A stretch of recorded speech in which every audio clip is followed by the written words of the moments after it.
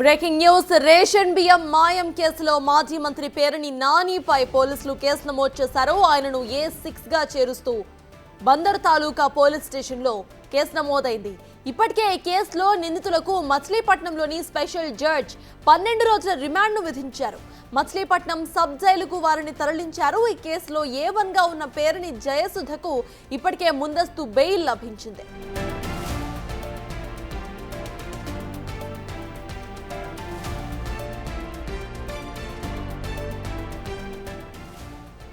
Breaking news ration బియ్యం మాయం కేసులో మాజీ మంత్రి పేరుని నానిపై పోలీసులు కేసు నమోదు చేశారు. మాజీ మంత్రి పేరుని నాని A6 గా ఉన్నారు. ఈ కేసులో A1 గా ఆయన భార్య ఉన్నారు. అయితే ఇప్పటికే ఆయన భార్యకు బెయిల్ మంజూరైంది.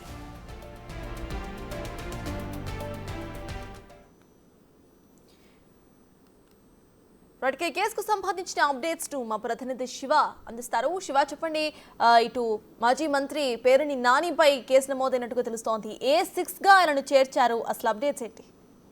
మొత్తం మీద చూసుకుంటే మచిలీపట్నం రేషన్ తప్పుదలకు సంబంధించి కూడా మాజీ మంత్రి పేరుని నానిని A6 గా నమోదు చేస్తూ కొద్దిసేపు పోలీసులు కౌంటర్ దాఖలు చేయడం జరిగింది. ప్రధానంగా చూసుకుంటే మచిలీపట్నంలో ఏదైతే రేషన్ బియ్యం తగ్గుదలకు సంబంధించి ఆయన సతీమణి A1 గా ఉన్నారు, A2 గా మానస తేజ, A3 గా కోటిరెడ్డి, A4 గా డ్రైవర్ రంగారావు పేరు చేర్చడం జరిగింది. A5 గా అక్కడ పేరుని పూర్తి స్థాయి నమోదు చేసి A6 గా పేరుని నానిని నమోదు చేస్తూ పోలీసులు అయితే రాత్రి రిమాండ్ రిపోర్ట్ లో పేర్కోవడం జరిగింది. సో మొత్తం మీద చూసుకుంటే రేషన్ బియ్యం తగ్గుదలకు సంబంధించి కూడా కావాలనే A1, A6 వీరిద్దరు కూడా భార్యాభర్తలు. అలాగే గూడానికి సంబంధించి కూడా ఒకరికొకరి సత్సంబంధాలు కలగటం, కావాలనే రాజకీయ కోణంతోనే ఒక మనీ ఛార్జ్ పాల్పడాలని చెప్పి, అంటే అక్రమాలకు పాల్పడాలనే ఒక ఉద్దేశంలో భాగంగానే ఈ రకమైన ప్రయత్నాలకు చేసినట్లు కూడా రిమాండ్ రిపోర్ట్ లో పోలీసులు పేర్కొన్నారు. సో దీన్ని బేస్ చేసుకుని A6 గా పేరుని నాని పేరు అయితే నమోదు చేశారు. మరి ఇవాళ రేపట్లో ఆయన అరెస్ట్ చేసే అవకాశాలు అయితే కనిపిస్తున్నాయి.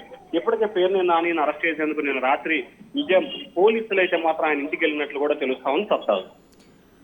అయితే శివ, దీనికి సంబంధించి ఇటు వైసీపీ నేతలు ఏమైనా రియాక్ట్ అయ్యే అవకాశం ఉంది అనుకోవచ్చు. ఎందుకంటే గతంలో కూడా మనం చూసాము, కావాలనే కేసులు పెట్టి ఇరికిస్తున్నారు అంటూ కూడా వాళ్ళు వ్యాఖ్యానిస్తున్నారు. సో ఇప్పుడు A6 గా పేరుని నానిని చేర్చారు కాబట్టి దీనిపై కూడా వాళ్ళు కమెంట్స్ చేసే అవకాశం ఉందనుకోవచ్చు. పేరుని నానికి సంబంధించి ఎప్పుడైతే కేసు ఇష్యూ అయిందో అప్పటి నుంచి కూడా వైఎస్ఆర్సీపీ నేతలు ఎవరు కూడా పేరుని నానికి సపోర్ట్ గా, అంటే అసలు తప్పు చేశాడని కానీ తప్పు చేయలేదని కానీ ఏ ఇష్యూలో కూడా ఆయనకు మాట్లాడిన పరిస్థితి కనిపించలేదు.